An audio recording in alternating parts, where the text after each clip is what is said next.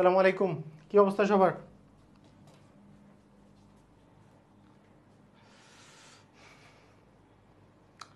কি অবস্থা সবার? সবাই ক্লিয়ারলি শুনতে পাচ্ছেন কিনা একটু জানান সবাই।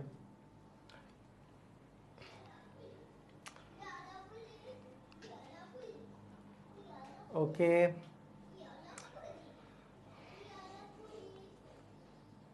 হ্যাঁ, ওয়ালাইকুম আসসালাম রহমতুল্লাহি বারকাতুহু।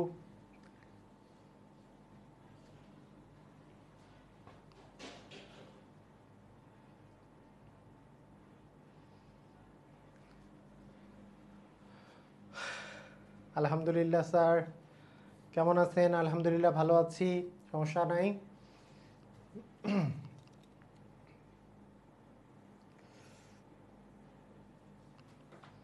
সবকিছু সবকিছু ক্লিয়ার তো না? আচ্ছা, ঠিক আছে। ওকে, তো আমরা শুরু করি। আমরা প্রথম প্রথম যেই চ্যাপ্টার সেটা হচ্ছে সংখ্যা। এই সংখ্যা পার্টটা, এই সংখ্যার উপরে আমরা 3টা ক্লাস নিব। আমি সংখ্যার উপর 3টা ক্লাস করাবো। তো আমার যে রেকর্ডেড ভিডিওগুলো এই পেজের মানে এই গ্রুপের মধ্যে দেওয়া আছে, এখানে সংখ্যা নিয়ে 5টা মোট ক্লাস দেওয়া আছে। 5টা বললে ভুল হবে, বর্গমূল নিয়ে আরও 4-5টা ক্লাস দেওয়া আছে, মোট 10টার মতো সংখ্যার ক্লাস দেওয়া আছে। কিন্তু এখানে আমরা মোট 3টা ক্লাস করব। আমি আপনাদেরকে ভিডিওগুলো যেগুলো দিয়েছি এগুলো ইলাবোরেট করে পড়ার জন্য, একটু বেশি করে পড়ার জন্য। আর এখানে আমরা জাস্ট প্রিপারেশনগুলো ঠিকমতো করে নিব। ওকে, ঠিক আছে। তো আমরা স্টার্ট করি। প্রথমে সংখ্যা। এই সংখ্যা সম্পর্কে প্রথম যেই জিনিসটা আমরা আজকে পড়ব, প্রথম টাইপ যেটা পড়ব সেটা হচ্ছে বৃহত্তম এবং ক্ষুদ্রতম সংখ্যা। বৃহত্তম এবং ক্ষুদ্রতম সংখ্যা, এটা আগে পড়বো আমরা, ঠিক আছে? তো আপনি বলবেন যে বৃহত্তম আর ক্ষুদ্রতম সংখ্যা আমরা সবাই পারি, অবশ্যই সবাই পারি, এবং এই জিনিসটাই আমরা পড়বো। অ্যাকচুয়ালি সবাই যেই জিনিসটা পারি এটাই আমরা পড়বো, ঠিক আছে? দেখেন, এই বৃহত্তম আর ক্ষুদ্রতম সংখ্যার যে কাহিনী, এটা আমরা মোটামুটিভাবে পারি না এমন কারো হতেই পারে না, এটা আমরা সবাই পারি। তো ঠিক আছে, আমরা স্টার্ট করি যদি, যে এই বৃহত্তম বা ক্ষুদ্রতম সংখ্যার সম্পর্কে। এই বৃহত্তম একটা কথা আছে, আর একটা আছে ক্ষুদ্রতম, মানে সবচেয়ে বড় আর সবচেয়ে ছোট। আচ্ছা, প্রথমে আপনাদেরকে এই সম্পর্কে একটা কথা বলতে হবে। সেটা হচ্ছে যে আপনাদেরকে আমি যদি বলি এখানে 1 4 5 6, 1 4 5 6 এইভাবে করে আমরা লিখলাম যে 1 4 5 6, ঠিক আছে? তো 1456 লিখেছি। আপনারা একটু বলেন তো, এখানে সংখ্যা কতটি? 1456 যে লিখলাম, তাহলে এখানে সংখ্যা কতটি? কোশ্চেন এটা আমার। বলেন, সংখ্যা কতটি আছে এর মধ্যে? বলেন তো, সংখ্যা কতটি? কয়টা সংখ্যা আছে?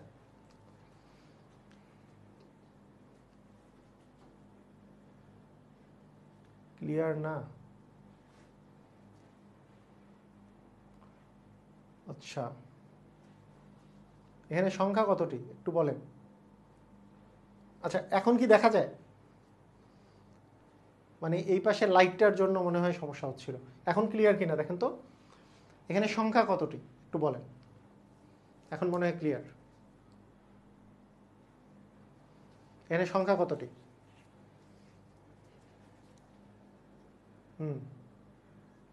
ওকে,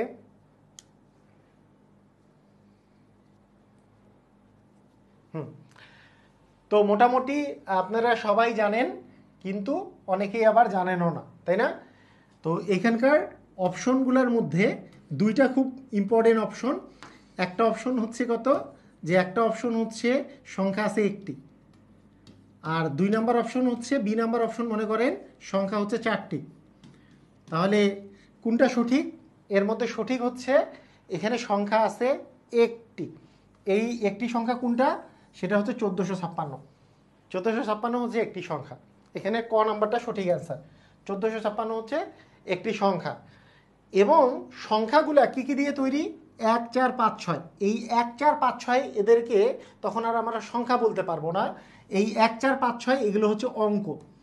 এই সংখ্যার ইংরেজি হচ্ছে নাম্বার, আর অঙ্কের ইংরেজি হচ্ছে ডিজিট। এগুলো হচ্ছে ডিজিট বা অঙ্ক। আর এখানে যে সংখ্যা বলেছি এই সংখ্যার ইংরাজি হচ্ছে কি, সংখ্যার ইংরাজি হচ্ছে নাম্বার। ঠিক আছে, ক্লিয়ার? তাহলে সংখ্যার ইংরাজি নাম্বার। এখানে নাম্বার কতটি? অ্যান্সার হচ্ছে এখানে নাম্বার হচ্ছে একটি, কারণ একটাই, পুরাটা মিলে একটা সংখ্যা। আর এই সংখ্যাটা কী কী দিয়ে তৈরি? 1 দিয়ে তৈরি, 4 দিয়ে তৈরি, 5 দিয়ে তৈরি, 7 6 দিয়ে তৈরি। এগুলোকে বলা হয় হচ্ছে অঙ্ক। তাহলে এখানে এই তার মানে এই যে সংখ্যাটা আছে এই সংখ্যাটি একটি 4 অঙ্ক বিশিষ্ট সংখ্যা। এটা 4 অঙ্ক বিশিষ্ট একটি সংখ্যা। মানে সংখ্যা তো একটাই আছে কিন্তু এটা 4 অঙ্ক বিশিষ্ট, তার মানে এটা হচ্ছে 4 অঙ্ক বিশিষ্ট একটি সংখ্যা। ক্লিয়ার? বুঝা গেছে? ক্লিয়ার? তো অনেকের মনের মধ্যে থাকে, অনেকেই এইভাবে করে, মানে আপনাদের মধ্যে অনেকেই আছে এইটাকে 4টা সংখ্যা বলে, এটাকে 4টা সংখ্যা বলে। মনে করেন 300 ধরলাম, 372 লিখছি। এই 372 মানে হচ্ছে তিনটা সংখ্যা, তিন সংখ্যা। এটা 3 সংখ্যা না, কিন্তু এটা 3 অঙ্ক বিশিষ্ট একটি সংখ্যা। অঙ্ক আছে 3টা কিন্তু সংখ্যা হচ্ছে একটা। 3 অঙ্ক বিশিষ্ট একটি সংখ্যা। ক্লিয়ার? আমরা কি বুঝছি? সবাই বুঝতে পারছি? তাহলে এটা কয় অঙ্ক বিশিষ্ট? 3 অঙ্ক বিশিষ্ট। কয়টা সংখ্যা? একটাই সংখ্যা। 3 অঙ্ক বিশিষ্ট একটা সংখ্যা। এটা হচ্ছে 4 অঙ্ক বিশিষ্ট একটি সংখ্যা। বুঝতে পারছি? ওকে, তাহলে আমরা এখান থেকে একটা জিনিস সম্পর্কে আমাদের ধারণা আসা দরকার, যে এই যে 3 অঙ্ক বিশিষ্ট বলি আর 2 অঙ্ক বিশিষ্ট বলি,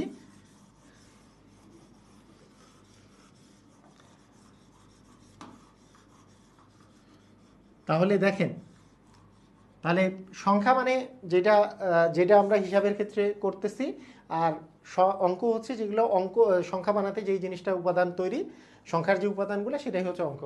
তাহলে পৃথিবীতে অঙ্ক কতগুলা? অঙ্কগুলা হচ্ছে 0, 1, 2, 3, 4, 5, 6, 7, 8, 9। তো এখানে মোট অঙ্ক কতগুলা হলো? এখানে মোট অঙ্ক হলো হচ্ছে 10টা। তাহলে মোট অঙ্ক হয়েছে কয়টি বলেন তো? 10টি। 10টি হচ্ছে মোট অঙ্ক, রাইট? 10টি হচ্ছে মোট অঙ্ক। তাহলে এখানে মোট অঙ্ক আছে হচ্ছে 10টা। আর আপনাকে এখন যদি আমি জিজ্ঞাসা করি যে এই অঙ্কগুলোর মধ্যে আমি যদি একটা এমন একটা যদি এইটা নেই, একটা কি অঙ্ক নাকি সংখ্যা? আপনারা একটু আমাকে বলেন, সবাই একটু বলেন তো, এক অঙ্ক নাকি সংখ্যা? সবাই একটু বলেন তো, এক অঙ্ক নাকি সংখ্যা? এ নাম্বার অপশন হচ্ছে অঙ্ক, বি নাম্বারটা হচ্ছে সংখ্যা। বলেন, এক অঙ্ক নাকি সংখ্যা? কোনটা? এক অঙ্ক নাকি সংখ্যা? একটু আমাকে অ্যান্সার দেন। এক কি অঙ্ক নাকি সংখ্যা?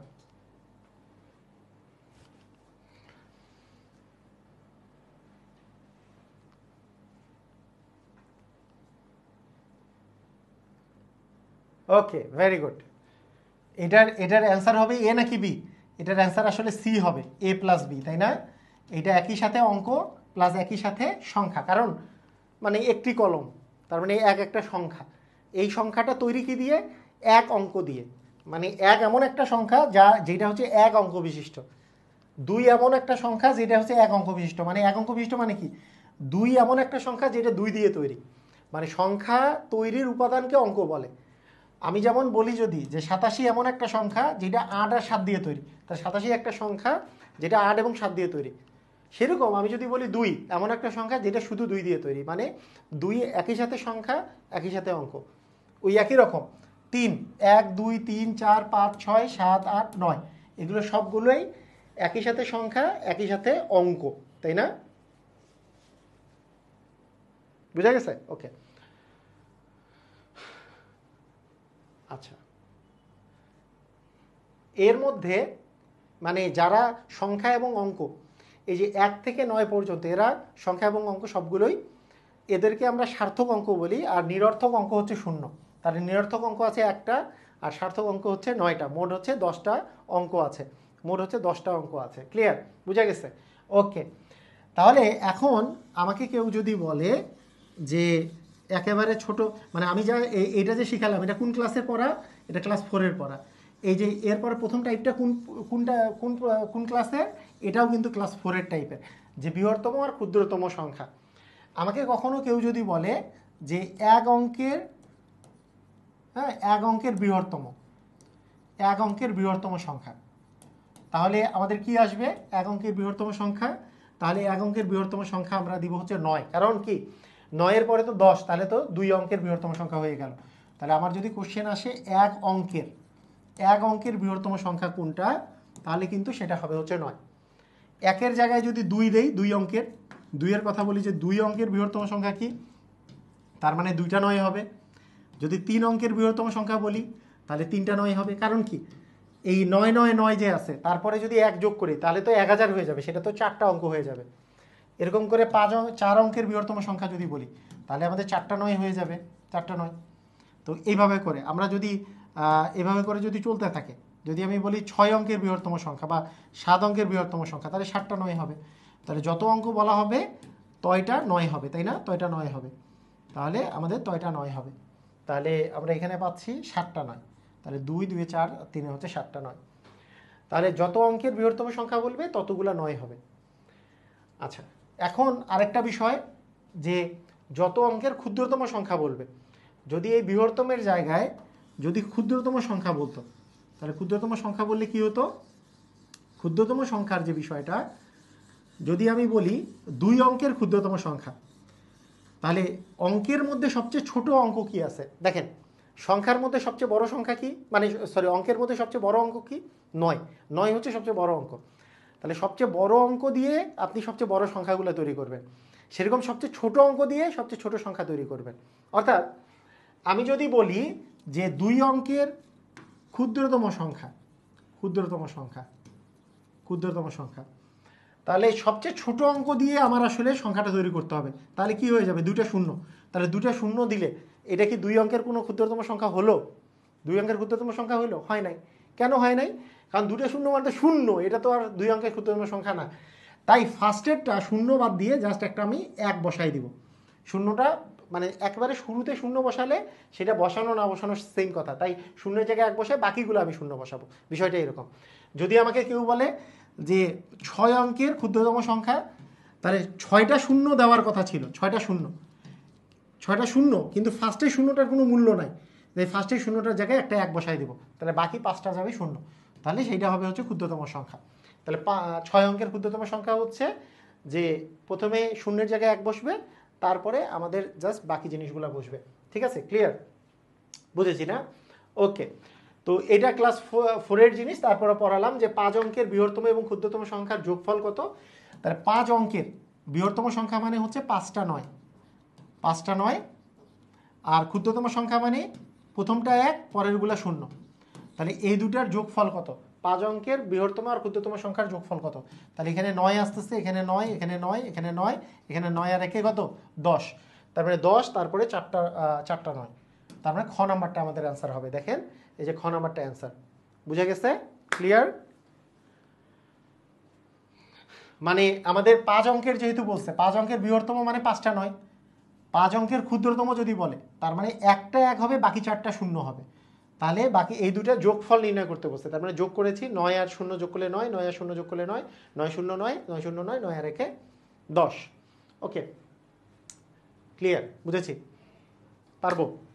Well done. ঠিক আছে, আসেন। 6 অঙ্কের ক্ষুদ্রতম সংখ্যা ও 4 অঙ্কের বৃহত্তম সংখ্যার অন্তর কত বলেন? 6 অঙ্কের ক্ষুদ্রতম সংখ্যা এবং 4 অঙ্কের বৃহত্তম সংখ্যার অন্তর কত? কত হবে? তাহলে 6 অঙ্কের ক্ষুদ্রতম সংখ্যা মানে কি? 6টাই তো 0 হবে না, প্রথমে একটা 1, বাকি 5টা হবে 0, বাকি 5টা হবে 0। তাহলে একটা 1, 5টা 0 মানে 6 অঙ্কের বৃহত্তম সংখ্যা, 6 অঙ্কের ক্ষুদ্রতম সংখ্যা। আর 4 অঙ্কের বৃহত্তম সংখ্যা মানে 4টা 9। তাহলে 1 2 3 4, 4টা 9। তাহলে এই দুটো যদি আমরা বিয়োগ করি, কি পাবো? বিয়োগ করলে কি পাবো? তাহলে দেখেন, 10 থেকে 9 বিয়োগ করলে হচ্ছে 1, হাতে থাকলো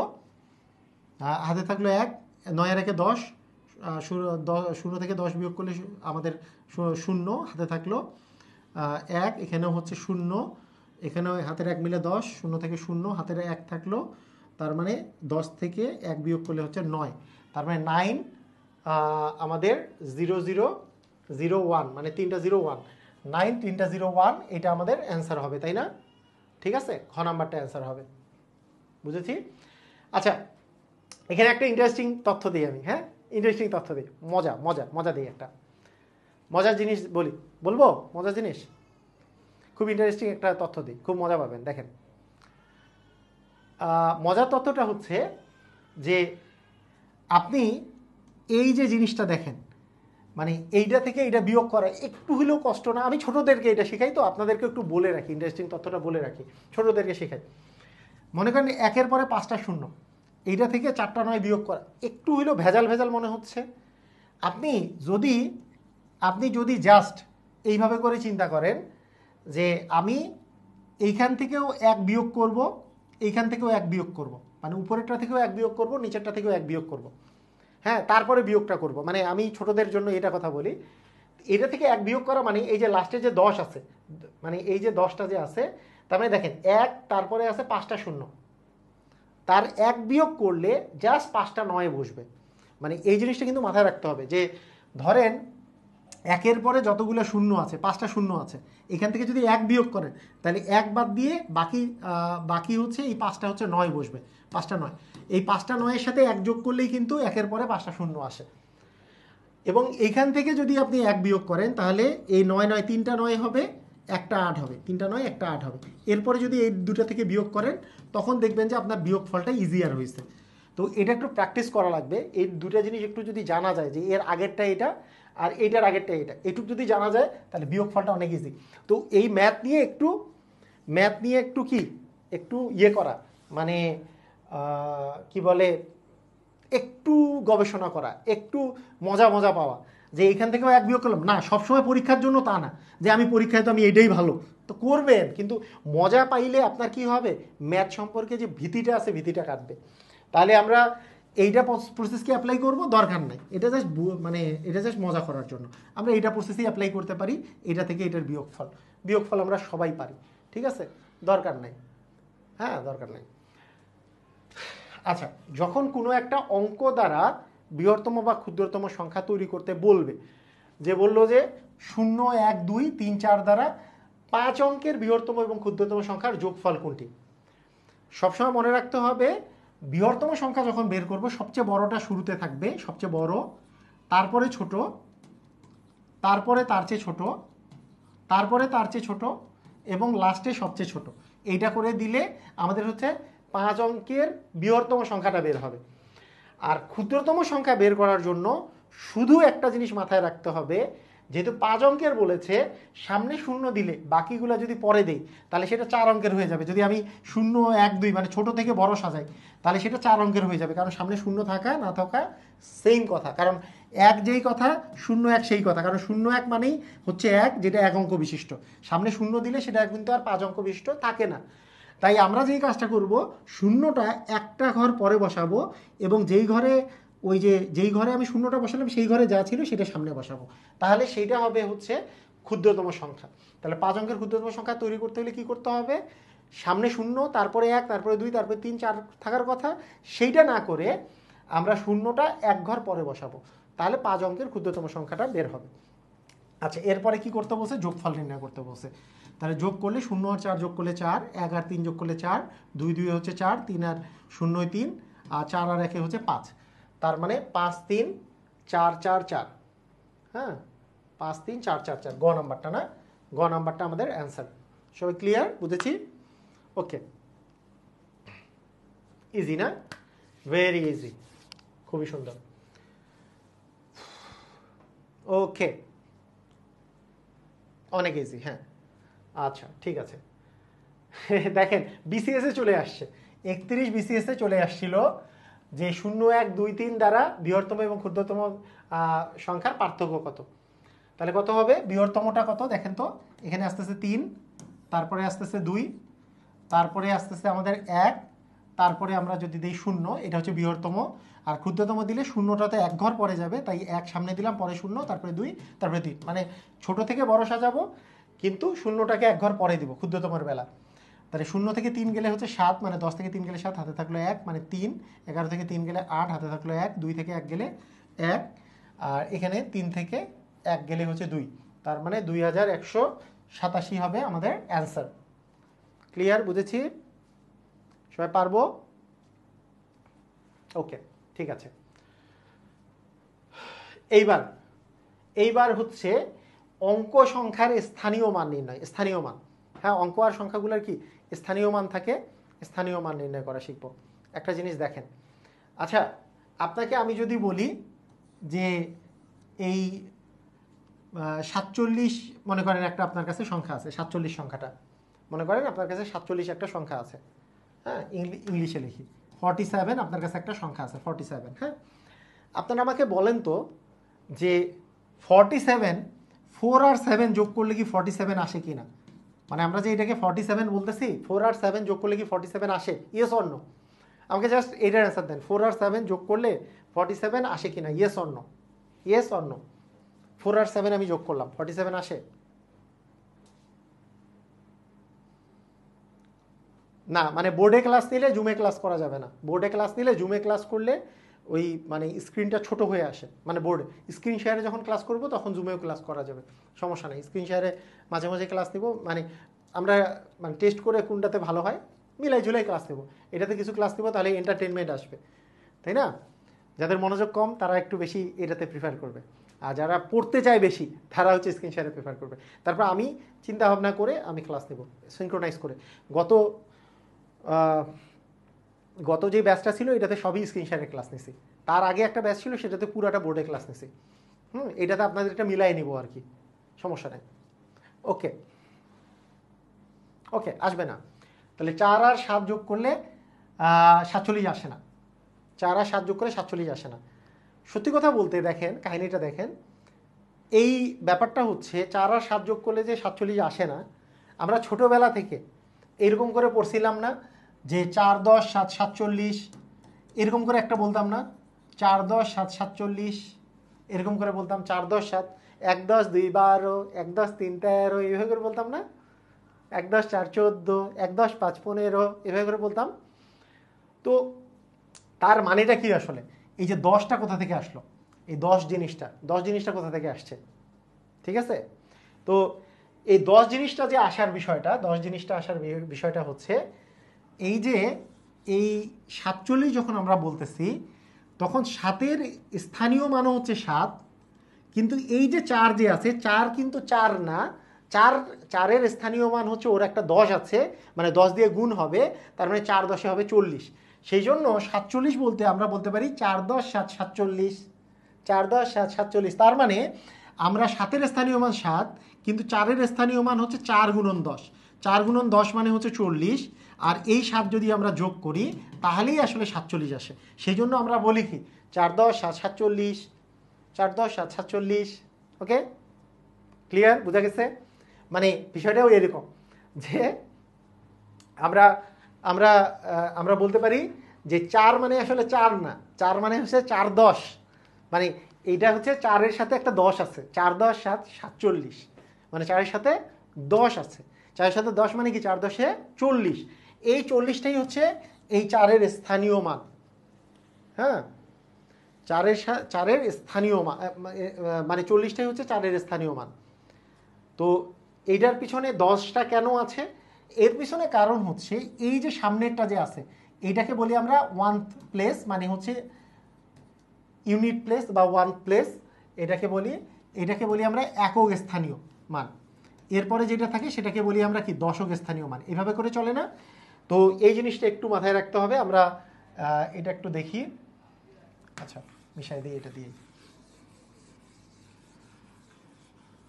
যখন কোনো একটা প্লেস থাকে তখন আমরা এইভাবে করে অনেক ছোটোবেলা থেকেই পড়ে আসছি। মনে করেন 2 7 8 3 4 1 7 8 এরকম একটা সংখ্যা দেওয়া আছে। এই সংখ্যাটার ইউনিট প্লেস বা স্থানীয় মান যদি আমরা বের করতে বলি তাহলে এটা খুবই সহজ, যে আমরা প্রথম ছোটোবেলা থেকে পড়ে আসি, এইটা হচ্ছে একক, এইটা অ্যাকচুয়ালি হচ্ছে একক, এরপরে এটা হচ্ছে কি দশক, এরপরে এটাকে কি বলি আমরা শতক, একক দশক শতক, এরপরে এটাকে বলি আমরা হাজার, তারপরে একক দশক শতক হাজার, তারপরে বলি অযুত, তারপরে আমরা বলি লক্ষ, তারপরে হচ্ছে নিযুত, এবং এটাকে বলি আমরা কোটি, তাই তো?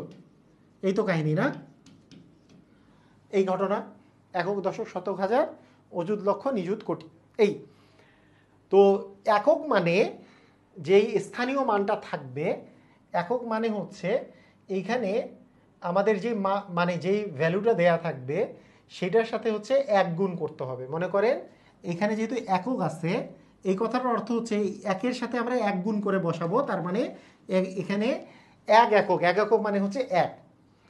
এখানে দশক মানে এটার নাম হচ্ছে 4 দশক। 4 দশক মানে 4 দশক হচ্ছে 40, 4 দশক হচ্ছে 40, মানে 4-এর স্থানীয় মান হচ্ছে এখন 40। তার মানে 40 আর 1 যোগ করলে এটা হচ্ছে 41 আসলে, নট এটা 4 এটা 1, এটা 4 এটা 1 না, এ একই আছে ঠিক, কিন্তু এ আসলে 40।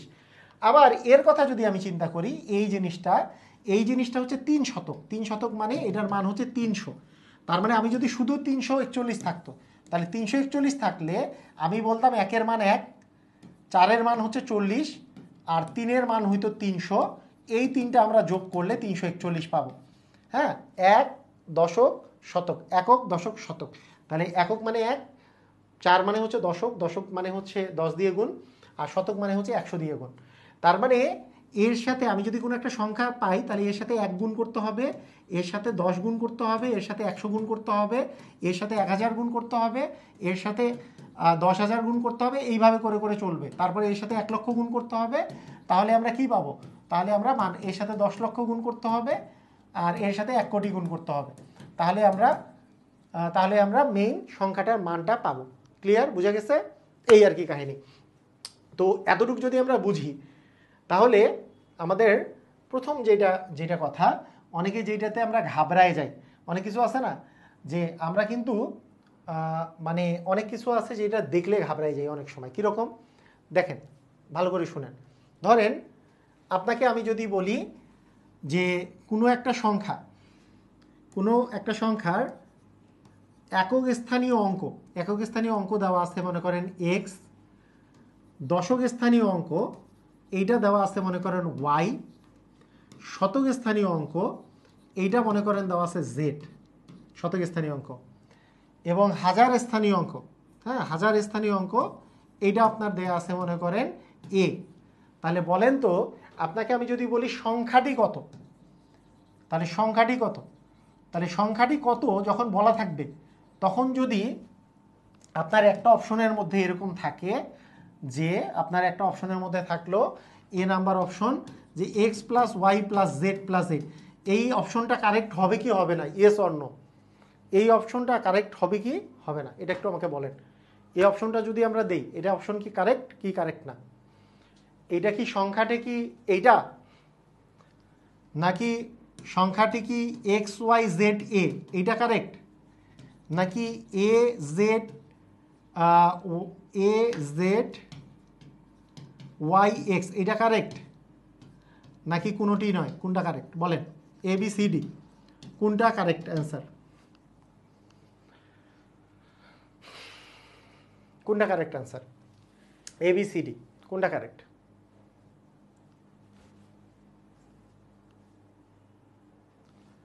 Which one is correct?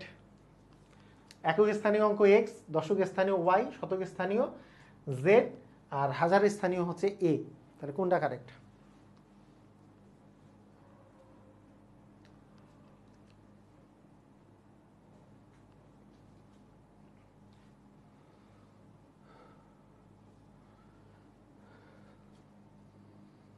আচ্ছা, মোটামুটি বি আর ডি এর একটা যুদ্ধ লাগছে। আমি বি, আমি বি, আমি বি। অনেকে বলতে না কোনোটা হবে না, কোনোটা হবে না, কোনোটা হবে না। দেখা যাক কোনটা হয়, কারা জিতবে। এখানে দেখেন, কথাটা শুনেন। এখানে একটা জিনিস বুঝতে হবে, এই একটু বীজগণিতের ধারণা থাকতে হবে। আচ্ছা, মনে করেন আপনাকে যদি আমি বলি এক্স ওয়াই, মনে করেন এক্স ওয়াই দুইটা, মানে জাস্ট এইটুকু বুঝেন, একটু বীজগণিতের একটু ধারণাটা বুঝেন। মনে করেন এক্স এর মান হচ্ছে 3 আর ওয়াই এর মান মনে করেন 4। একটু আমাকে বলেন এক্স ওয়াই এর মান কত? এক্স এর মান 3 আর ওয়াই এর মান যদি 4 হয়, তাহলে এক্স ওয়াই এটার মান কত? একটু বলতে পারবেন? এক্স ওয়াই মানে কি এটা বলেন আগে, বীজগণিতের একটু ধারণা থাকতে হবে। এক্স ওয়াই মানে কি? এক্স ওয়াই মানে কি 12, নাকি এক্স ওয়াই মানে 34, নাকি 43? কোনটা? এক্স ওয়াই মানে 12, 43 নাকি 44 বলেন? 43 নাকি 34 কোনটা? এক্স ওয়াই মানে, এক্স ওয়াই মানে কোনটা? এক্স এর মান 3, ওয়াই এর মান 4, তাহলে এক্স ওয়াই মানে কি 12, 34 নাকি 43 কোনটা? বীজগণিতের ধারণা আছে? এক্স এর মান 3, ওয়াই এর মান 4, এক্স ওয়াই এর মান কত? তাড়াতাড়ি কমেন্ট করেন। 12, 34 নাকি 43? 12, 34 নাকি 43? তাড়াতাড়ি তাড়াতাড়ি কমেন্ট, তাড়াতাড়ি।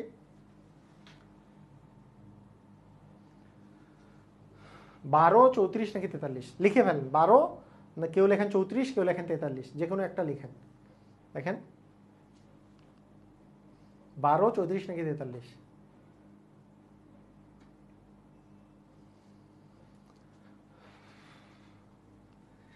এখানে 12, 34 না 43? কই অ্যান্সার কই?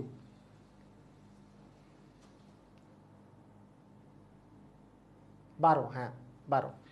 মানে এক্স ওয়াই মানে হচ্ছে এক্স আর ওয়াই এর গুণফল, তার মানে 3 আর 4 গুণ করলে 3 4 হচ্ছে 12, ঠিক আছে? এইটা হচ্ছে 3 আর 4 গুণ করলে 3 4 হচ্ছে 12। তাহলে এক্স ওয়াই মানে কিন্তু এরকম চিন্তা করা যাবে না, এক্স এর জায়গায় 3 বসাইলাম, ওয়াই এর জায়গায় 4 বসাইলাম, এইটা মানে 34।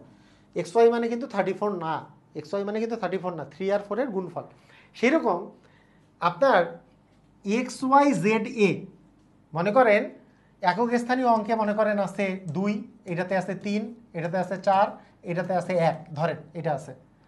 তাহলে এক্স ওয়াই জেড এ মানে কিন্তু 2 3 4 1 না, অথবা এ জেড ওয়াই এ মানে কিন্তু 1 4 3 2 না, এদের গুণফল বোঝায়।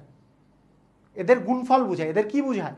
এটার গুণফল বোঝায়। মানে মনে করেন এক্স ওয়াই জেড এ, এক্স আর ওয়াই গুণ আকারে আছে, তাকে জেড গুণ আকারে আছে, এ গুণ আকারে আছে, তার মানে 2 গুণন 3 গুণন মানে আপনার 4 গুণন 1 বোঝায়, তার মানে এটা কিন্তু গুণ আকারে আছে, এটা বোঝায়। আসলে কি এগুলো গুণ করে দিলে, এগুলো কি গুণ করে দিলে মানে এই সংখ্যাটা পাওয়া যাবে? পাওয়া যাবে না, এটা কিন্তু সংখ্যাটা পাওয়া যাবে না। আবার যোগ করে দিলেও পাওয়া যাবে না। অ্যাকচুয়াল অ্যান্সার হচ্ছে যে একক স্থানীয় অঙ্ক, দশক স্থানীয় অঙ্ক এবং শতক স্থানীয় অঙ্ক, হাজার স্থানীয় অঙ্ক যদি দেওয়া থাকে, মনে করেন আপনার কাছে এই এই শুধুমাত্র একক আর দশক আছে, তাহলে সেই ক্ষেত্রে আমরা কি কি কি পড়ব? যে সংখ্যাটা কি হবে? একক স্থানীয় অঙ্ককে আমরা 1 দিয়ে গুণ করব, তাহলে এক্সকে 1 দিয়ে গুণ করলে এক্স, দশক স্থানীয় অঙ্কে আমরা 10 দিয়ে গুণ করব, তাহলে হবে ওয়াইকে 10 দিয়ে গুণ করলে হচ্ছে 10y, তাহলে 10y প্লাস এক্স হবে হচ্ছে সংখ্যাটা। একটু আগে যে বললাম, একটু চিন্তা করেন, একটু আগে যখন আমরা বললাম ধরেন একক স্থানীয় অঙ্ক যদি 5 থাকে, দশক স্থানীয় অঙ্ক যদি 7 থাকে, তাহলে আমরা বলছি সংখ্যাটা যেটা হবে সেটা হচ্ছে 5-এর সাথে 1 গুণ যাবে আর 7-এর সাথে 10 গুণ যাবে, তার মানে 7 10 70 আর 5 মিলে 75।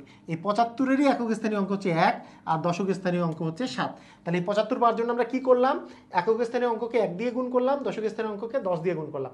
সেইমভাবে একক স্থানীয় অঙ্ককে 1 দিয়ে গুণ করতে হবে, দশক স্থানীয় অঙ্ককে সবসময় 10 দিয়ে গুণ করে যোগ করে দিলে ওই সংখ্যাটা পাওয়া যাবে।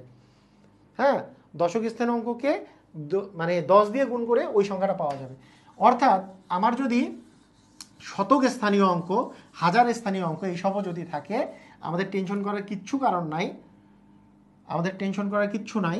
আমরা শতক স্থানীয় অঙ্ক মনে করেন আছে জেড এবং হাজার স্থানীয় অঙ্ক মনে করেন দেওয়া ছিল এ, তাহলে সেই ক্ষেত্রে সংখ্যাটি যেটা হবে সেটা হচ্ছে যে একক স্থানীয় অঙ্ক যেটা আছে এক্স, এক্সই থাকবে এক্স গুণন 1, দশক স্থানীয় অঙ্ককে 10 দিয়ে গুণ যাবে, শতক স্থানীয় অঙ্ককে 100 দিয়ে গুণ যাবে এবং হাজার স্থানীয় অঙ্ককে 1000 দিয়ে গুণ যাবে, তাহলে আমাদের সংখ্যাটা আসলে আসবে। ক্লিয়ার? বুঝা গেছে? দেখেন মানে যেইটা যত নাম্বার স্থানীয় সেই মানে স্থানাঙ্কে আছে সেটাকে তত দিয়ে আমাকে আসলে গুণ করতে হবে। ক্লিয়ার? বুঝেছি?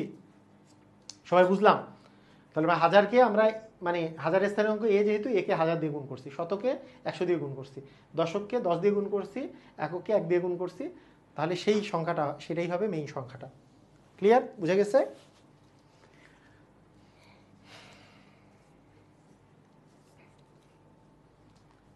তাহলে 2 অঙ্ক বললে কি হইতো? তাহলে একক যদি এ হয় আর দশক স্থানীয় অঙ্ক যদি বি হয়, তাহলে 2 অঙ্কেও বিশিষ্ট সংখ্যাটা কি হইতো? তাহলে এ এর সাথে 1 গুণ যাবে আর বি এর সাথে 10 গুণ যাবে, যেহেতু দশক স্থানীয়, তাহলে a প্লাস 10b হইতো, a প্লাস 10b। ক্লিয়ার? যে 2 অঙ্ক বিশিষ্ট সংখ্যাকে a + 10b আকারে লেখা যাইত। ওকে, ঠিক আছে। তাহলে এই হলো আমাদের কাহিনীটা। এখন খেয়াল করেন যে আমরা চলে আসি যে 4, 9, 3, 2 সংখ্যাটিতে 9 এর স্থানীয় মান কত। তাহলে 9 এর স্থানীয় মান কি? তাহলে দেখেন এটা হচ্ছে একক, দশক হচ্ছে শতক, তার মানে 9 এর স্থানীয় মান হচ্ছে 9 শতক। তাহলে 9 শতক মানে কি? 9 × 100। 9 × 100 মানে কত? 900। তার মানে এটার অ্যান্সার কি হবে? 900। কারণ এটা হচ্ছে একক, 1 দিয়ে গুণ যাবে, দশক 10 দিয়ে গুণ যাবে, এটা হচ্ছে শতক 100 দিয়ে গুণ যাবে, 100 দিয়ে গুণ গেলে এটা হবে হচ্ছে 900। তো এইটারও আরও একটা শর্টকাট আছে, খুবই মজার একটা শর্টকাট আছে। একটা শর্টকাটটা আমি বলি, এটা খুবই সুন্দর একটা শর্টকাট আছে। এটা আমি ছোটোবেলা থেকে এটা ইউটিলাইজ করতাম, এটা মজা করে করতাম। দেখেন খেয়াল করেন, সেটা কি? এই যে 9 এর স্থানীয় মান চেয়েছে, 9 এর পরে যতগুলা, এই 9টাকে ঠিক রাখবেন, তারপরে তার ডান পাশে যতগুলো অঙ্ক থাকবে সেগুলোকে আমরা শূন্য বানাই দিব, সেটাই হবে তার স্থানীয় মান, মানে 900 হবে স্থানীয় মান। বুঝেন নাই? বুঝতে পারছেন কি কাহিনীটা? শুনেন, খুবই মজার কিন্তু। মনে করেন আপনার আছে 4, 2, 3, 4, 9, 1, 7, 8। এইটার বললো এই 3-এর স্থানীয় মান কত। তাহলে এই 3-এর স্থানীয় মান বের করা খুবই সহজ। এই 3 বাদে এর ডান পাশে যেগুলো আছে এগুলোতে আপনি শূন্য বসায় দেন, 1, 2, 3, 4, 5টা। তাহলে 5টা শূন্য বসায় দেন, এইটাই তার স্থানীয় মান হবে। মজা না বিষয়টা? এটা ছোটবেলায় আমি এটা ইউটিলাইজ করতাম যে এইটা 3 আছে, 3-এর স্থানীয় মান বলে এই 3 ঠিক থাকবে, বাকি ডান পাশেরগুলো শূন্য, তার মানে এটা হবে তার স্থানীয় মান। ইন্টারেস্টিং, মজার।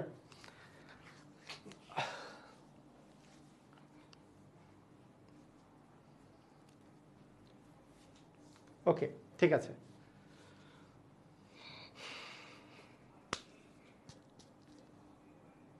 ওকে, আচ্ছা, তাহলে এটার অ্যান্সারটা হচ্ছে ঘ নাম্বার। হ্যাঁ, কারণ এই যে 9-এর স্থানীয় মান চেয়েছে, 9-এর পরে দুটো আমি শূন্য চিন্তা করব, তাহলে হবে 900।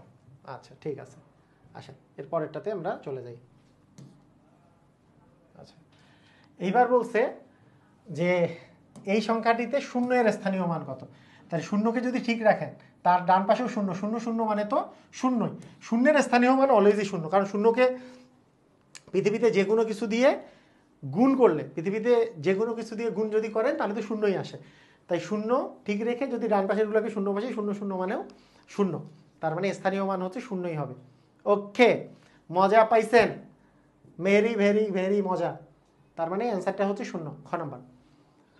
এইটা আপনারা অ্যান্সার দেন তাড়াতাড়ি। আচ্ছা, অ্যান্সার দেওয়ার সময়, সব সময় অ্যান্সার দেওয়ার সময় কোনটার অ্যান্সার দিচ্ছেন সেটা একটু বলবেন। যে 7-এর কত, 7 লিখে তার পাশে লিখবেন এ নাকি বি নাকি সি নাকি D, A B C D. 7 লিখে তারপরে এ বি সি ডিটা লিখবেন, তাহলে আমি বুঝবো যে 7 নম্বরের অ্যান্সার দিয়েছেন। শুধু এ বি সি ডি লিখলে আমি বুঝতে পারবো না যে কত নম্বরের অ্যান্সার দিয়েছেন। 7A নাকি 7B নাকি 7C 7D, কোনটা অ্যান্সার? 7A নাকি 7B নাকি 7C নাকি 7D, কোনটা অ্যান্সার দিয়েছেন? কোনটা অ্যান্সার?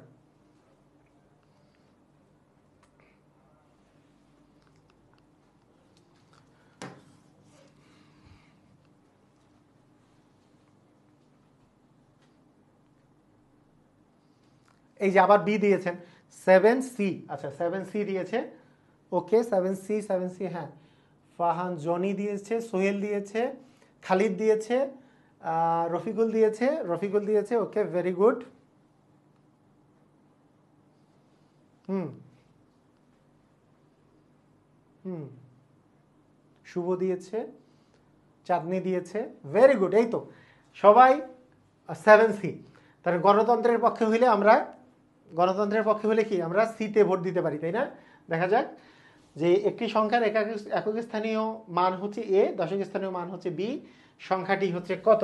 তাহলে একক স্থানীয় অঙ্ককে আমরা 1 দিয়ে গুণ করব, দশক স্থানীয় অঙ্ককে 10 দিয়ে গুণ করব। তাহলে 10 দিয়ে গুণ করলে হবে 10b, a + 10b, তার মানে এটাই হচ্ছে অ্যান্সার। একক স্থানীয় অঙ্ককে 1 দিয়ে গুণ, তাহলে একে 1 দিয়ে গুণ করলে এই থাকে। দশক স্থানীয় অঙ্ককে 10 দিয়ে গুণ, তাহলে বিকে 10 দিয়ে গুণ করলে আমাদের থাকবে 10b, তার মানে দুটো যোগ করে দিলে a + 10b হবে। Very very very very good, সুন্দর, আমরা পারছি, তাই না? খুবই সুন্দর। এইবার অ্যান্সার দেন। ষষ্ঠ শিক্ষক নিবন্ধন কলেজ বা সমপর্যায়ে 2010 পরীক্ষায় এসছে, অ্যান্সার দেন।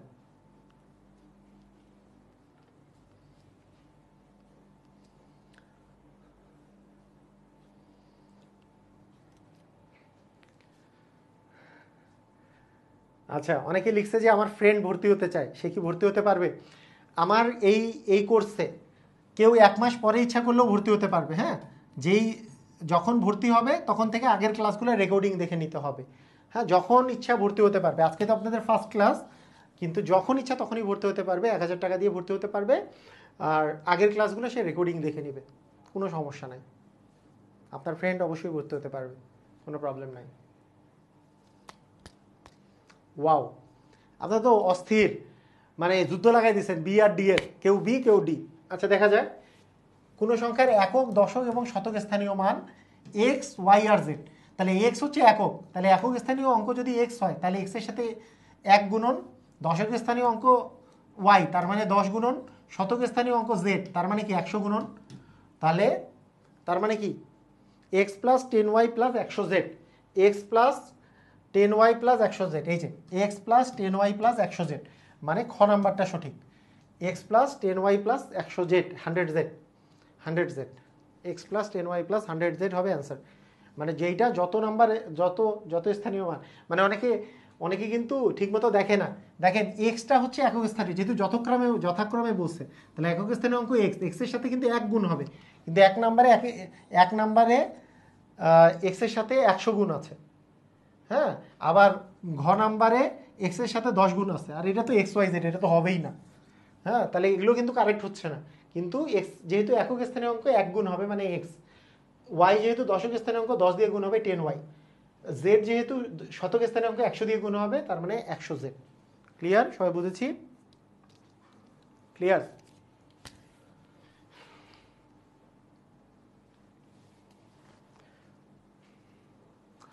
বুঝতে পেরেছি আমরা,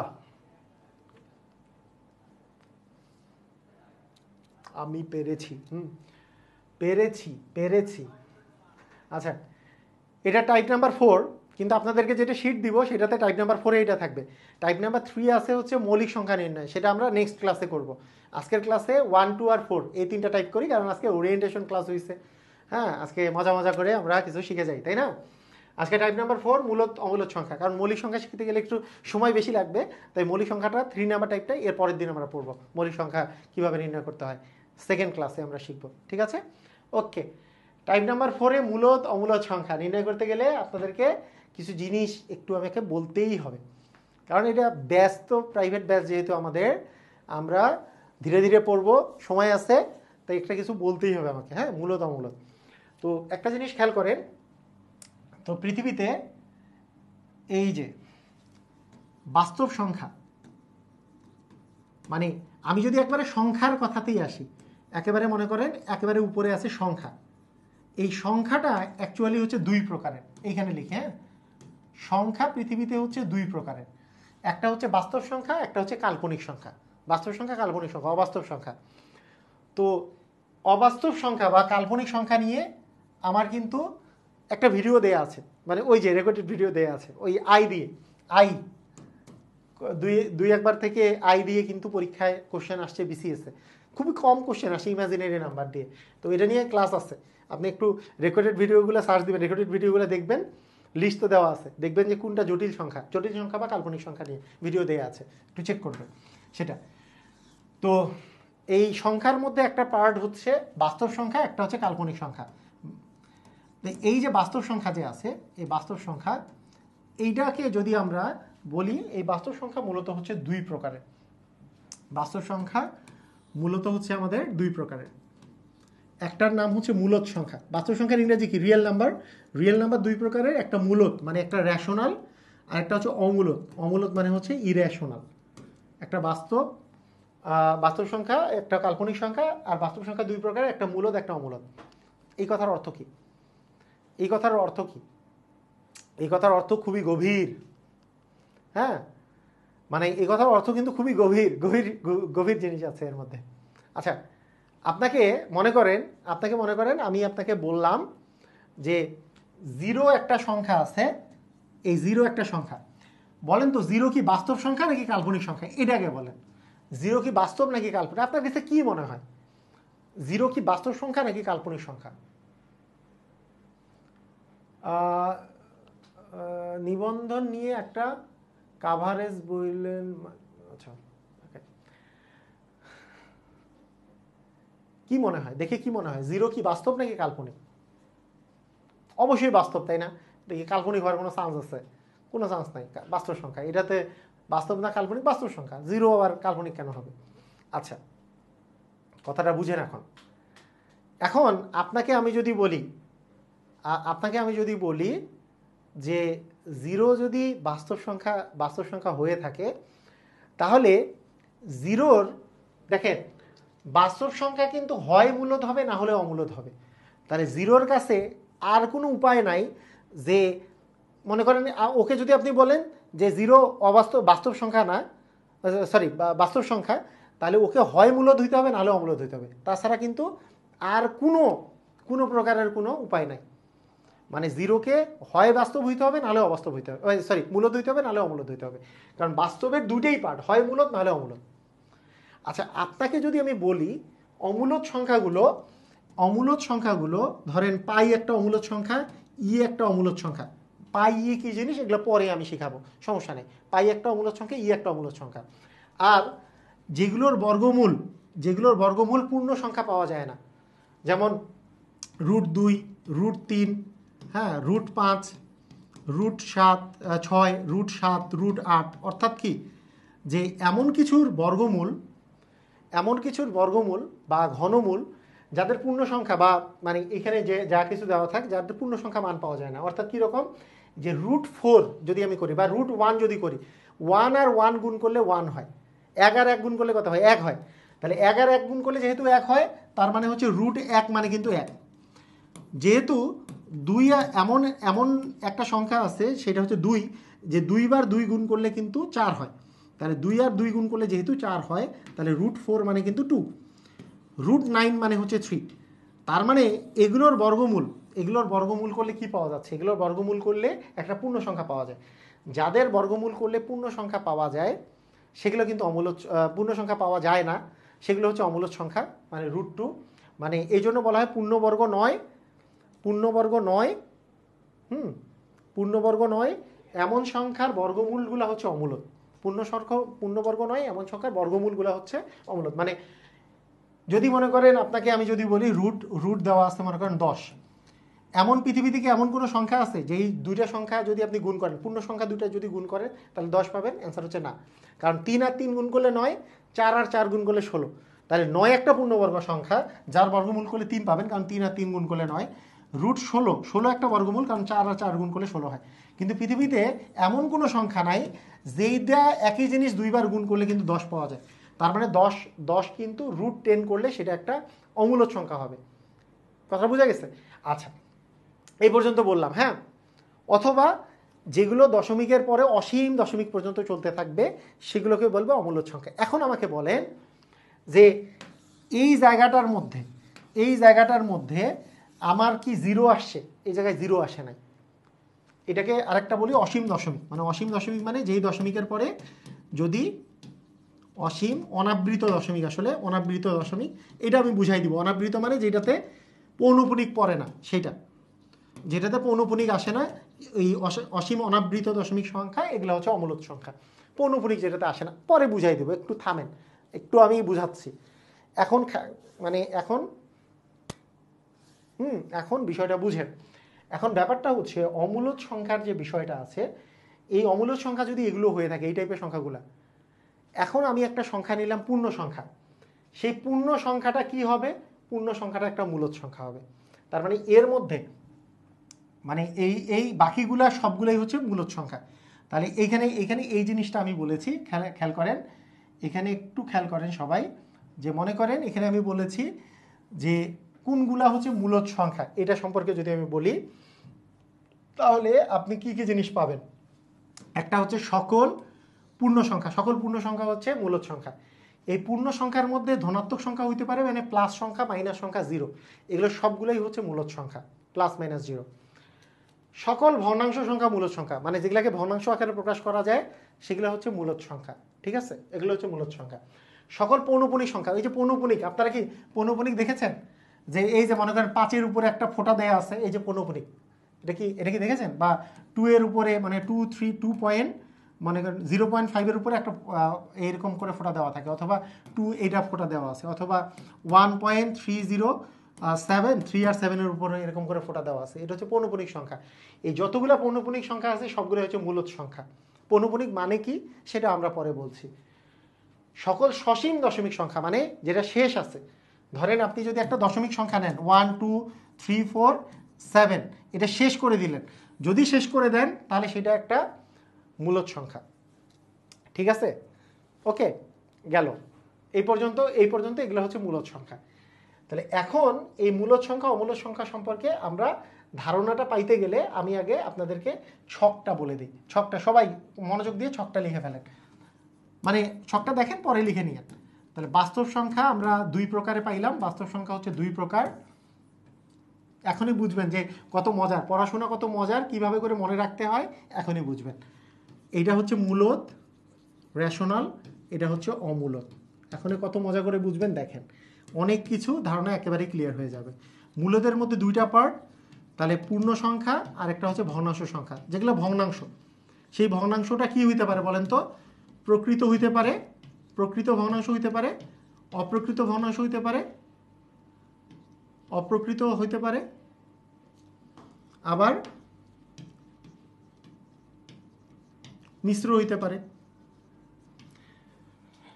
পূর্ণ সংখ্যার কথা যদি বলি, পূর্ণ সংখ্যা হচ্ছে পূর্ণ সংখ্যাকে আমরা মোট 3 প্রকারে ভাগ করি। পূর্ণ সংখ্যা একটা হচ্ছে ধনাত্মক পূর্ণ সংখ্যা, আচ্ছা ঋণাত্মক দিয়ে শুরু করি। একটা ঋণাত্মক পূর্ণ সংখ্যা, আর একটা হচ্ছে শূন্য, আর একটা হচ্ছে ধনাত্মক পূর্ণ সংখ্যা। দেখেন খেয়াল করেন তো, এগুলোর ইংরেজিগুলো কিন্তু বলতেছি আমি। দেখেন বাস্তব সংখ্যার ইংরেজি হচ্ছে রিয়েল নাম্বার। সবাই খেয়াল করেন, বাস্তব সংখ্যার ইংরেজি হচ্ছে রিয়েল নাম্বার। সবাই জানি বাস্তব, রিয়েল, হ্যাঁ রিয়েল নাম্বার। আচ্ছা মূলদ অমূলদের ইংরেজি অনেকে জানি না। মূলদ অমূলদের ইংরেজি হচ্ছে, মূলদের ইংরেজি হচ্ছে রেশনাল নাম্বার, আর অমূলদের ইংরেজি হচ্ছে ইরেশনাল নাম্বার। হ্যাঁ ইরেশনাল নাম্বার। এগুলোকে প্রকাশ করা হয় কিউ আর কিউসি দিয়ে। এগুলোর প্রকাশভঙ্গি পরে বলবো। হ্যাঁ মূল সংখ্যাকে প্রকাশ করা হয় কিউ দিয়ে, এটাকে প্রকাশ করা হয় কিউ দিয়ে, এটা হচ্ছে কিউ প্রাইম বা কিউসি দিয়ে, কিউ এর উপর পুরো কিউসি দিয়ে প্রকাশ করা হয়। আর ইয়েকে ওই যে, আচ্ছা এটা হচ্ছে তাই গেল এটা, হ্যাঁ অমূলদ সংখ্যাকে হচ্ছে কিউসি দিয়ে। আচ্ছা মূলদ সংখ্যা হচ্ছে দুই প্রকারের, পূর্ণ সংখ্যা আর ভগ্নাংশ সংখ্যা। আর পূর্ণ সংখ্যা 3 প্রকারের, একটা হচ্ছে ঋণাত্মক, ধনাত্মক এবং শূন্য। খেয়াল করেন এখন বলেন, আপনাকে আমি যদি পূর্ণ সংখ্যা বলি, এখন একটু জিনিসটা খেয়াল করেন তাহলে খুব ইজি হয়ে যাবে। বলেন তো আমি যদি পূর্ণ সংখ্যা বলি, তাহলে পূর্ণ সংখ্যার মধ্যে কি কি থাকতেছে? এক সেকেন্ড, ওয়েটিং না ইয়া জুমে তো নাই, জুমে ক্লাস হচ্ছে না, ইয়াতে যাও, ফেসবুক লাইভে যেতে বলো। বোর্ডে ক্লাস হইলে ফেসবুক লাইভে হবে। ওকে ঠিক আছে, যে পূর্ণ সংখ্যার কথা যদি বলি, নেগেটিভ, জিরো, ধনাত্মক সবই আসবে। অর্থাৎ আপনার মনে করেন নেগেটিভ নাম্বার যেগুলো আছে, মনে করেন -5, -4, -3, -2, -1, 0, 1, 2, 3, এইরকম করে -100 সবগুলোই হচ্ছে পূর্ণ সংখ্যা। +100, 1000, 5000 এগুলো সবগুলোই হচ্ছে কি পূর্ণ সংখ্যা। তাহলে পূর্ণ সংখ্যার বিষয়টা আমরা কি বুঝতেছি? পূর্ণ সংখ্যার বিষয়টা আমরা কি বুঝলাম? পূর্ণ সংখ্যার বিষয়টা আমরা বুঝলাম হচ্ছে মাইনাস থেকে 0 আবার প্লাস, এগুলো সবগুলোই পূর্ণ সংখ্যা। এই যে কেন? কারণ ঋণাত্মকগুলোও পূর্ণ সংখ্যা, ধনাত্মকগুলোও পূর্ণ, জিরো পূর্ণ সংখ্যা, আবার ধনাত্মক পূর্ণ সংখ্যা। পূর্ণ সংখ্যার ইংরেজি হচ্ছে ইন্টিজার মানে পূর্ণ সংখ্যা, ইন্টিজার মানে পূর্ণ সংখ্যা। ঠিক আছে, ইন্টিজার হচ্ছে পূর্ণ সংখ্যা। অর্থাৎ আমরা একেবারে মাইনাসের দিকে একবারে, মানে এটাকে আমরা যদি পূর্ণ সংখ্যাকে আমরা যদি লিখি, এটাকে জেড দ্বারা প্রকাশ করা হয়। জেডের সেট এইভাবে করে লেখা হয়, জেডটা শুরু হচ্ছে ডট ডট ডট ডট দিয়ে, মনে করেন -2, -1, 0, 1, 2 এরকম করে ডট ডট ডট ডট দিয়ে চলছে। এটা কি বুঝেছেন? মানে 0 তার আগে -1, তারপরে -2, তার চেয়ে ছোটো -3, -4 করে -100, -1 কোটি, -2 কোটি, -5 কোটি সব পূর্ণ সংখ্যার মধ্যে পড়বে। আবার ডান পাশে 1, 2, 3, 4, 5, 6 এবার +100, +1000, +1 কোটি, +100 কোটি, এগুলো সবগুলোই পূর্ণ সংখ্যার মধ্যে পড়বে। পূর্ণ সংখ্যাকে জেড দ্বারা প্রকাশ করা হয়। তাহলে পূর্ণ সংখ্যাকে জেড দ্বারা প্রকাশ করা হয়, এর মধ্যে এগুলো সবগুলো পড়বে। ক্লিয়ার? বুঝছি আমরা? প্লাস মাইনাস জিরো এগুলো সবগুলোই পড়বে। ঠিক আছে? না জুমে হচ্ছে না, জুমে বোর্ডে ক্লাস নিলে জুমে হবে না, আমি তো বললামই। ক্লাস হয় তাহলে জুমে ক্লাস হবে না বোর্ডে নিলে, স্ক্রিন শেয়ারে ক্লাস নিলে জুমে জয়েন করতে পারবেন, মানে বোর্ডের। ওকে, তো এখন শুনেন, তাহলে দেখেন যে শূন্য, ঋণাত্মক, ধনাত্মক এগুলো সবগুলোই হচ্ছে কিসের অংশ বলেন তো? পূর্ণ সংখ্যার অংশ। এটা হচ্ছে মূলদ সংখ্যার মধ্যে পূর্ণ সংখ্যা এগুলা। তাহলে আপনাদেরকে এখন যদি আমি একটা কোশ্চেন জিজ্ঞেস করি, শূন্য, শূন্য কি কোনো মূলদ সংখ্যা? Yes or no? শূন্য কি মূলদ সংখ্যা? Yes or no? একটু জানান আমাকে, শূন্য মূলদ সংখ্যা কিনা? Yes or no? তাড়াতাড়ি।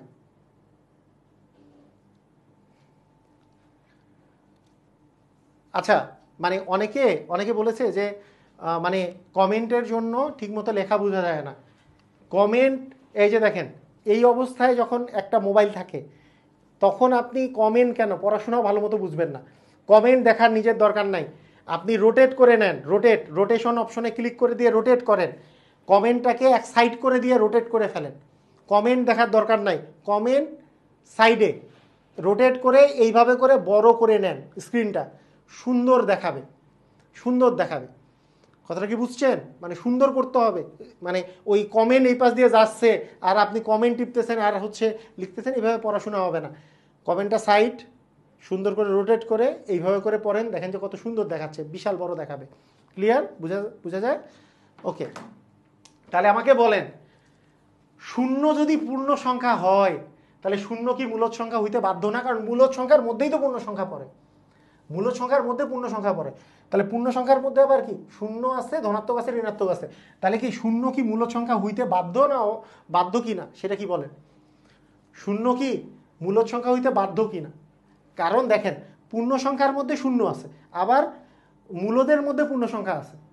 তার মানে মূলদের একটা অংশ হচ্ছে পূর্ণ সংখ্যা, পূর্ণ সংখ্যার মধ্যে একটা অংশে শূন্য পড়ছে, ধনাত্মক পড়ছে, ঋণাত্মক পড়ছে, এইভাবে করে মাথার মধ্যে নিতে হবে। হ্যাঁ, তার মানে শূন্য আনডাউটলি হচ্ছে একটা মূলদ সংখ্যা। এই যে শূন্য আনডাউটলি একটা বাস্তব সংখ্যা। এই যে দেখেন, শূন্য একটা পূর্ণ সংখ্যা, মূলদ সংখ্যা, বাস্তব সংখ্যা। এই যে ড্যান্সিং করে যাব, শূন্য হচ্ছে পূর্ণ সংখ্যা, মূলদ সংখ্যা, মানে বাস্তব সংখ্যা। ক্লিয়ার? বুঝা গেছে? পারবো?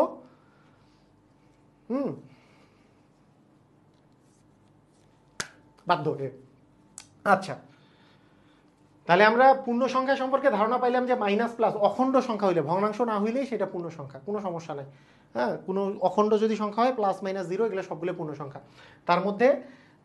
তার মধ্যে জিরো, জিরো মানে নিরপেক্ষ, আর যে ধনাত্মক বা ঋণাত্মক সেটা তো ধনাত্মক ঋণাত্মক। ওকে ওকে, এইবার বলেন, এইবার একটা কাহিনী শুনেন। এই যে ধনাত্মক পূর্ণ সংখ্যা, ধনাত্মক পূর্ণ সংখ্যার মধ্যে এই যে এই জিনিসটার মধ্যে আপনাকে আমি যদি বলি সবচেয়ে ছোট ধনাত্মক পূর্ণ সংখ্যা, মানে এইটাতে সবচেয়ে ছোটটা কে আছে বলতে পারবেন? সবচেয়ে ছোট ধনাত্মক পূর্ণ সংখ্যা কে আছে? আপনাকে কোশ্চেন করলাম, একটু বলেন তো। সবচেয়ে ছোট ধনাত্মক পূর্ণ সংখ্যা কে আছে? এই যে পূর্ণ সংখ্যা মানে এই যে অখণ্ড সংখ্যাগুলো, নেগেটিভ মানে মাইনাস থাকবে, শূন্য মানে শূন্য, ধনাত্মক মানে ধনাত্মক, কিন্তু এগুলো কিন্তু পূর্ণ সংখ্যা হইতে হবে। সবচেয়ে ছোট ধনাত্মক পূর্ণ সংখ্যা কে আছে? কমেন্ট করেন, কমেন্ট। সবচেয়ে ছোট ধনাত্মক পূর্ণ সংখ্যা কে আছে? দেখি দেখি দেখি কে পারে। স্যার কাইন্ডলি আমাদের সব ক্লাসগুলো বোর্ডে নিয়ে লিস্ট। আচ্ছা ঠিক আছে, ওকে। আজকে কি ক্লাস মজা লাগতেছে? মানে বোর্ডেরটা বেশি মজা লাগে, মানে স্ক্রিন শেয়ারের চেয়ে নাকি? স্ক্রিন শেয়ারেরটা বেশি মজা নাকি বোর্ডটা বেশি মজা লাগতেছে? সবচেয়ে ছোট এই ধনাত্মক সংখ্যা জিরো লিখছে, ফাটাই দিব। জিরোতে এখানেই আছে, জিরো ধনাত্মক না বুঝতেই তো পারে। এটা কে রে? ফাটুনি দিতে হবে, ফাটুনি। ব্যাটটা রাখতে হবে আমার এখানে। ব্যাট কোথায়? আপনাদেরকে পিটুনি দিতে হবে। আমি টিচার না, টিচার হিসাবে পিটুনি না দিলে ওই যে আগের সিস্টেম, একজন লিখছে মাইনাস এক, এটা তো আরও পিটুনি দিতে হবে। মাইনাস কি ধনাত্মক? সবচেয়ে ছোট ধনাত্মক পূর্ণ সংখ্যা, ধনাত্মক। সবচেয়ে ছোট ধনাত্মক পূর্ণ সংখ্যা হচ্ছে, হ্যাঁ, সবচেয়ে ছোট ধনাত্মক পূর্ণ সংখ্যা হচ্ছে কি? সবচেয়ে ছোট ধনাত্মক পূর্ণ সংখ্যা হচ্ছে এক। এই যে দেখেন, এই যে এই জায়গা হচ্ছে জিরো হচ্ছে নিরপেক্ষ, জিরো হচ্ছে ছোটগুলা যেগুলো মাইনাস এক, মাইনাস দুই, মাইনাস তিন, মাইনাস চার, এরা হচ্ছে মানে ঋণাত্মক পূর্ণ সংখ্যা, জিরো হচ্ছে বড়গুলা ধনাত্মক পূর্ণ সংখ্যা। তার মানে এক হচ্ছে ধনাত্মক পূর্ণ সংখ্যা, সবচেয়ে ছোট। এই ধনাত্মক পূর্ণ সংখ্যা বাবুটা আছে না, এই ধনাত্মক পূর্ণ সংখ্যা, এই বাবুটাকে ভালো করে চিনে রাখেন। আচ্ছা, আমি যে পূর্ণ সংখ্যার ইংরাজি বলছিলাম মনে আছে? ইন্টিজার। কার কার মনে আছে? সবার মনে আছে? পূর্ণ সংখ্যার ইংরাজি হচ্ছে ইন্টিজার। পূর্ণ সংখ্যার ইংরাজি হচ্ছে ইন্টিজার, এটা মনে আছে সবার? একটু বলেন, পূর্ণ সংখ্যার ইংরাজি কি? ইন্টিজার। তাহলে ধনাত্মক পূর্ণ সংখ্যা পজিটিভ ইন্টিজার। হ্যাঁ, পজিটিভ ইন্টিজার। ধনাত্মক পূর্ণ সংখ্যা হচ্ছে পজিটিভ ইন্টিজার। পজিটিভ ইন্টিজার মানে ধনাত্মক পূর্ণ সংখ্যা। ধনাত্মক পূর্ণ সংখ্যা, এই যে এটার নাম যে ধনাত্মক ইন্টিজার মানে পজিটিভ ইন্টিজার বা ধনাত্মক পূর্ণ সংখ্যা। এই ধনাত্মক পূর্ণ সংখ্যা তাহলে কোথা থেকে শুরু বলেন তো? 1 থেকে শুরু। তারপরেরটা কি বলেন তো? 2। তারপরটা কি বলেন তো? 3। তারপরটা কি? 4। এভাবে 5। এইভাবে করে কি চলতেছে? চলতেই থাকবে, চলতেই থাকবে। এই যে এইটাকে এই ধনাত্মক পূর্ণ সংখ্যাকে জেড দ্বারা প্রকাশ করা হয়। তার মানে এটা কি জেড প্লাস? এই জেড প্লাসের আরেকটা নাম আছে, মানে জেড মানে ধনাত্মক পূর্ণ সংখ্যার আরেকটা নাম আছে।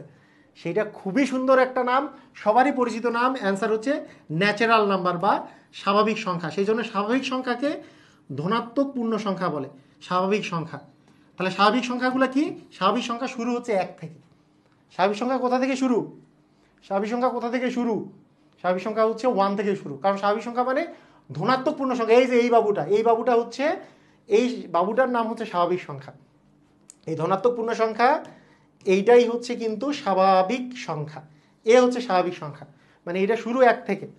1 থেকে শুরু, 1 2 3 4 5 6 এভাবে করে চলতে থাকবে। তার মানে ধনাত্মক পূর্ণ সংখ্যাটাকে বলে স্বাভাবিক সংখ্যা, যেটাকে এন দ্বারা আমরা প্রকাশ করি। এন হচ্ছে N for natural number. Natural number শুরু হচ্ছে 1 থেকে।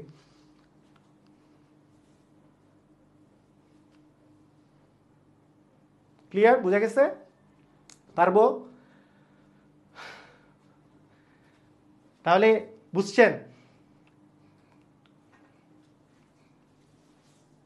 ওকে, ক্লিয়ার? আচ্ছা, ঠিক আছে, সুন্দর। আজকে আমরা মানে অনেক কিছু ইয়ে করে কালকের জন্য রাখবো। ফার্স্ট স্লাইডটাও আমি কিছুটা আমরা আগামী দিনেও পড়বো, কারণ আজকে ওরিয়েন্টেশন ক্লাস, বেশি আমি পড়াবো না।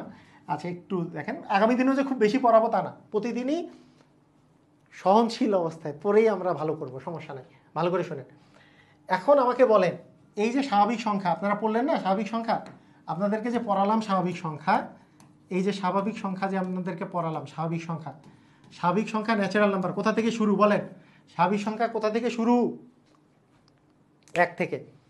1 থেকে শুরু করে আপনার আস্তে আস্তে বেশি হচ্ছে, সেগুলোই হচ্ছে স্বাভাবিক সংখ্যা। তাহলে স্বাভাবিক সংখ্যার যদি আমি ভাগ করি, তাহলে আমাকে বলেন স্বাভাবিক সংখ্যার মধ্যে ভাগের মধ্যে শূন্য পড়বে কি পড়বে না? ইয়েস অর নো, জাস্ট একটা কথা বলবেন। স্বাভাবিক সংখ্যার মধ্যে যে ভাগটা আছে, স্বাভাবিক সংখ্যাকে যদি আমি কয়েকটা ভাগে ভাগ করি, হ্যাঁ, আর একটা জিনিস খালি বলে রাখি, এইটুকু বলে শেষ, আজকে শেষ, কাহিনী শেষ। কিন্তু খুব মজার জিনিস, সবাই ভালো করে বুঝবেন। স্বাভাবিক সংখ্যার যদি আমি ভাগ বলি, তাহলে এর মধ্যে জিরো আছে কি নাই? Yes or no. স্বাভাবিক সংখ্যার মধ্যে ভাগ করছি আমি, এর মধ্যে জিরো আছে?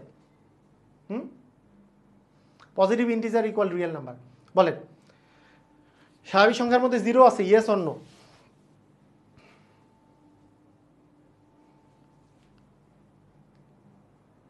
স্বাভাবিক সংখ্যার মধ্যে জিরো আছে? Yes or no?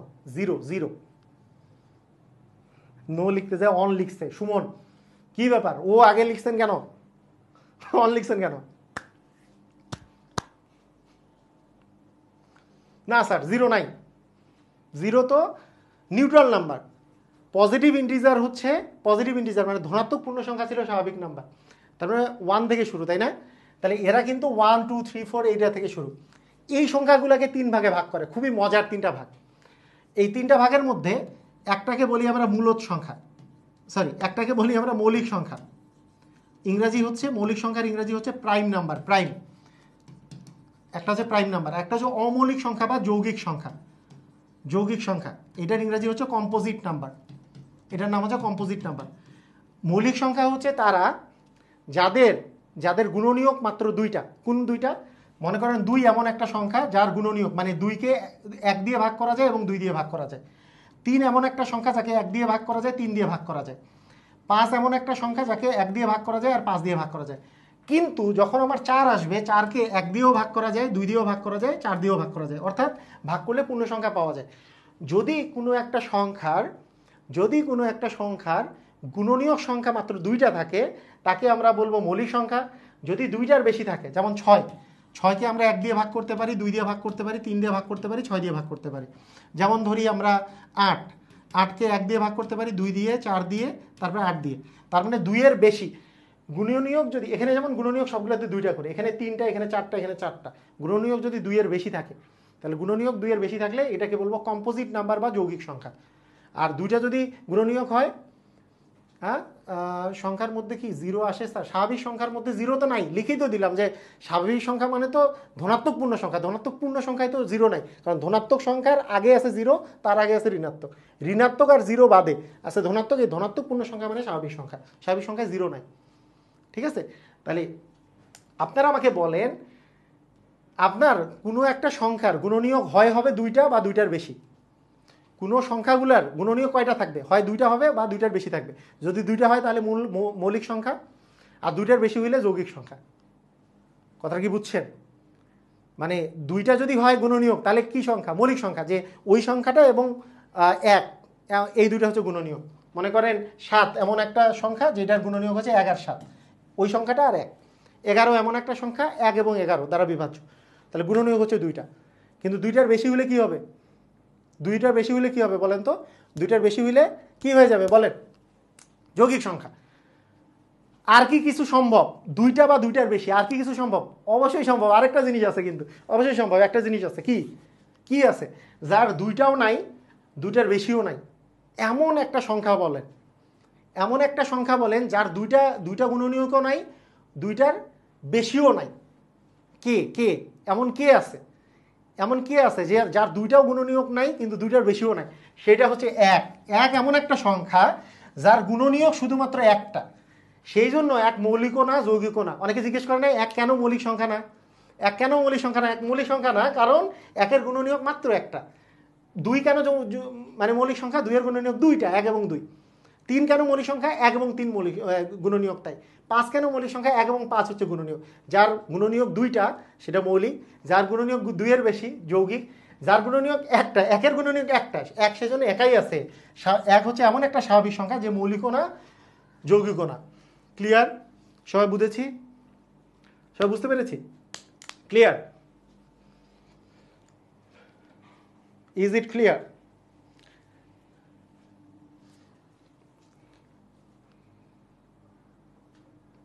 মাখন জিনিস, তাই না? অস্থির জিনিস। ছোট ছোট করে আমরা কি জিনিস শিখে গেলাম। আর অনেকের মনের মধ্যে কোশ্চেন থাকে, স্যার 1 তো মৌলিক সংখ্যা, কেন হইলো না? কিন্তু বুঝি না, 1 তো আসল মৌলিক সংখ্যা হওয়ার কথা, কারণ ওর গুণনীয়ক একটা। এই কারণে যদি 1-এর বেশি, মানে 2টা যদি গুণনীয়ক থাকে মৌলিক, 2টার বেশি থাকলে যৌগিক। আর 1 হচ্ছে এমন একটা সংখ্যা যার শুধু গুণনীয়ক হচ্ছে একটা, সেই জন্য 1 মৌলিকও না, যৌগিকও না। 1 হচ্ছে একটা স্বাভাবিক সংখ্যা, এটা মৌলিকও না, যৌগিকও না।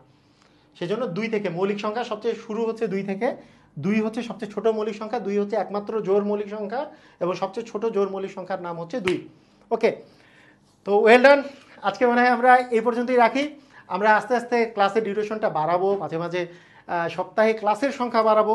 হ্যাঁ, আমি আরেকটা কথা বলে রাখি যে আপনাদেরকে যেই আমি পিডিএফটা দিব সেটা সম্পর্কে একটু আমি ধারণা দিই, ডিসকার্ড করে দিই। হ্যাঁ, আপনাদেরকে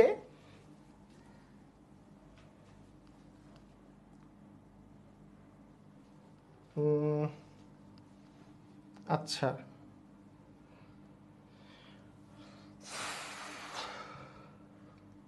আচ্ছা একটু দেখি।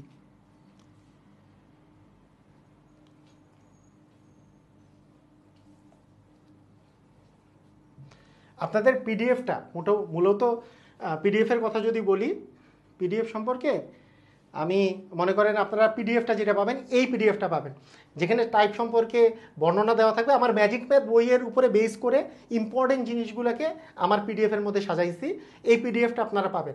এখানে অ্যান্সারটা পাশে দেওয়া থাকবে, নিচে ব্যাখ্যা দেওয়া থাকবে সহকারে, এই পিডিএফটা পাবেন। পিডিএফের পরে লাস্টের দিকে একটা আমাদের ইভেন্ট প্র্যাকটিস ইয়া থাকবে, ওইটা দেখে আপনি প্র্যাকটিসও করতে পারবেন।